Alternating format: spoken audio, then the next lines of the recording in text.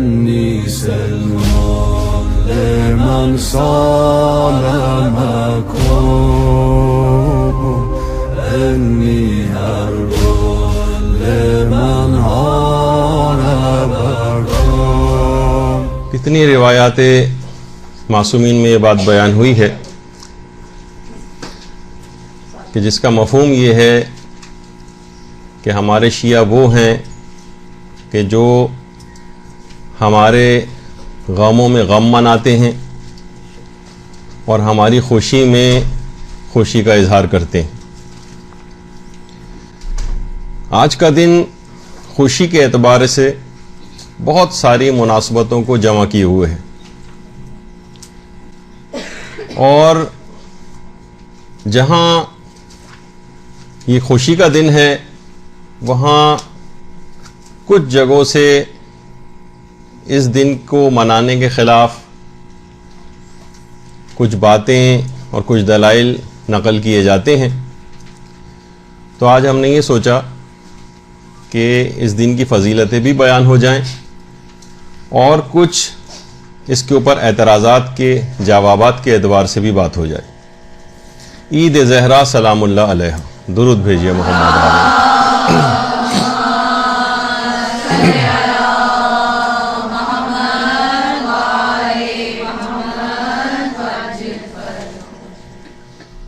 شاید اس کی ایک وجہ یہ بھی ہو کہ اس دن کی مناسبت سے کچھ ایسے شکوک و شبہات اور کچھ اعتراضات بھی پیش کیے جاتے ہیں تاکہ اس کا بھی جواب دے دیا جائے.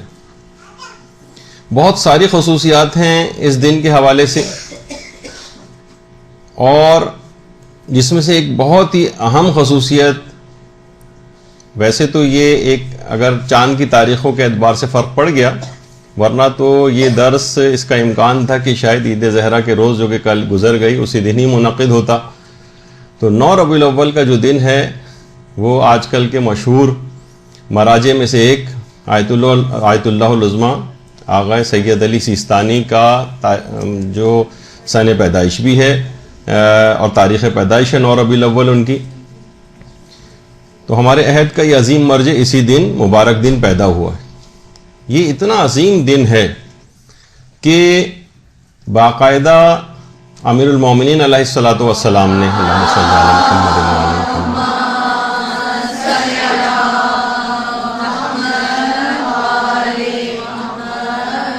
اپنی ایک روایت میں اس دن کے 72 نام وہ بتائیں، اور جو کہ اس دن کی عظمت اور شرف کو بھی ظاہر کرتے ہیں. 72 نام. اس دن کو یوم غدیر ثانی بھی کہا جاتا ہے. غدیر ثانی یعنی دوسری غدیر، یعنی جو ایک انتہائی خوشخبری والا دن ہم سب لوگوں کے لیے عید کا دن ہے. 18 ذی الحجہ جسے عید غدیر کہا جاتا ہے، وہ عید غدیر اول ہے، اور عید غدیر کو یوم تولا بھی کہا جاتا ہے. یوم تولا. اور جو 9 ربیع الاول کا دن ہے، اس میں اپنے آپ کو فتنہ و فساد سے بچاتے ہوئے خوشی منانا اور دشمنان اہل بیت ان سے بیزاری اختیار کرنے کا دن، یعنی 9 ربیع الاول کا دن، اس کو یوم تورہ بھی کہا جاتا ہے. یعنی 18 ذی الحجہ یوم غدیر اول، اور 9 ربیع الاول کا جو دن ہے وہ یوم غدیر ثانی. اسلام کے کہا جاتا ہے کہ 2 بالوں پر ہیں، ایک ہے تولا اور ایک ہے تبرہ. اور یہی اپنے اس درس خارج میں بیان بھی فرمائی ہے. اور یہ کہا ہے کہ دیکھیے جو حب اور بغض ہے، یعنی کسی سے محبت کرنا، کسی سے بغض یا دشمنی رکھنا، یہ فقط کسی اعتقاد کا نام نہیں ہے اسلام کے اعتبار سے. یہ اعتقاد کا نام نہیں، بلکہ یہ اظہار بھی چاہتا ہے. اور اپنے ہاتھ سے باقاعدہ بہت سی احادیث اس سلسلے میں جس کے اندر دشمنان اہل بیت سے تبرہ، البتہ وہ اس کا مفہوم ضرور ہے جو آج کا مفہوم ہے ہمارے ہاں رائج کہ فتنہ و فساد اور تفرقہ بازی کرنا، اس سے اسلام کا جو حکم تبرہ ہے وہ کافی الگ ہے.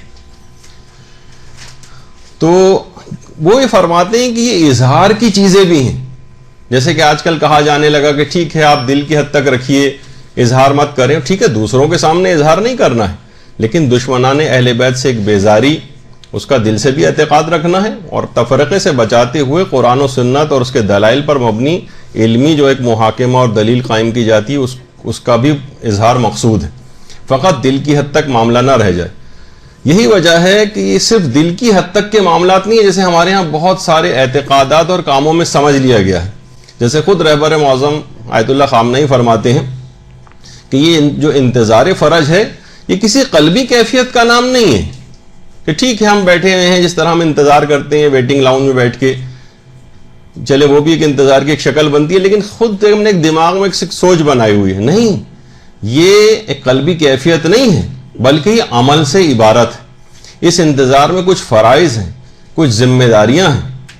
دیکھیے اسلام کے بہت سارے احکامات ایسے ہیں کہ جو عمل سے اظہار پر ان کا ثواب اور عذاب جو ہے وہ منطبق ہوتا ہے.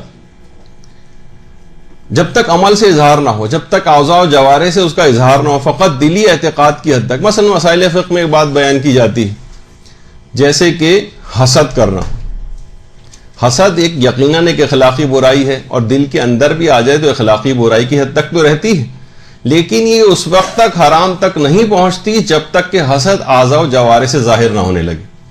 یعنی جب وہ ظاہر کرے گا اپنے اس اثرات کو، مثلا ہم ہاتھوں سے کسی کو نعمت پہنچنے سے روک رہے ہیں، مثلا ہم تعلقات کو بروئے کار لا کر کسی کی ترقی کے اندر رکاوٹ بن رہے ہیں، مثلا ہم اس سے حسد کرتے ہیں، اس کا کوئی اچھا رشتہ آیا، آپ نے کوئی ایسی باتیں کی جس سے جو ہے وہ کھٹک گئے اور وہاں سے چلے گئے اور اس جگہ رشتہ نہیں ہو سکا.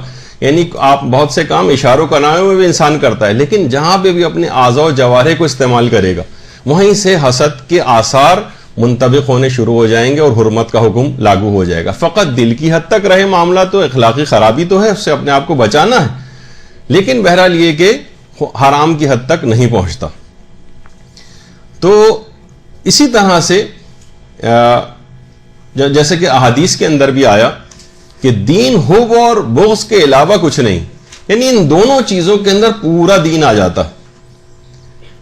اور اس کے یہ معنی بھی ہیں کہ کم سے کم اتنی حب اور بغض کا اتنا اظہار، یعنی اس قدر یہ ہونا چاہیے کہ کم سے کم اس کا اظہار کیا جا سکے. اور یہی اپنے اس درس کے اندر بھی آغا نے یہی والی بات جو ہے وہ بیان کی ہے کہ ایک ہوتا ہے، دیکھیے دل میں خدا اور رسول کا اقرار کرنا، اس کو تشہد کہا جاتا ہے، ان کی وحدانیت کی گواہی دل میں دے، لیکن اس کا زبان سے اظہار یہ شہادت کہلاتا ہے.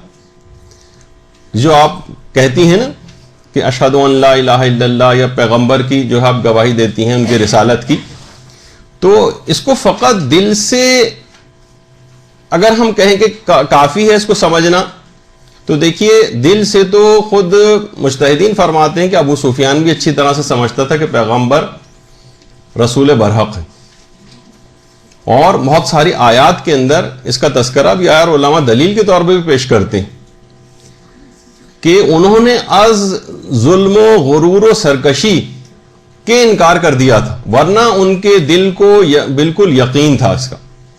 وَاسْتَيْقَنْتَهَا، ان کو یقین تھا کہ یہ بات صحیح، لیکن ازراہ غرور، ازراہ سرکشی، ازراہ ظلم انہوں نے انکار کر دیا تھا. تو جیسے قرآن میں آیا نہیں کہ رسول تم کو اس طرح سے پہچانتے ہیں جیسے اپنے بیٹوں کو پہچانتے ہیں، یعنی دل سے پتہ ہے لیکن یہ زبان سے کبھی بھی مثلا اقرار نہیں کریں گے اس بات کا. اسی طریقے سے عمر سعد، جس کے متعلق ابھی آگے چل کر کافی گفتگو بھی ہوگی ہماری اس دن کی مناسبت سے، یعنی امام حسین علیہ الصلوۃ والسلام نے